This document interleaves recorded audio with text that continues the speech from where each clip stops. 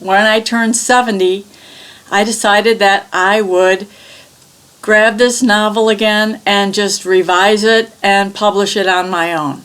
I finally got the first printed copy, author's review copy here from Amazon, and I haven't opened it yet, and I might start crying. I don't know. I'm just talking about it. I feel like it. So here it is.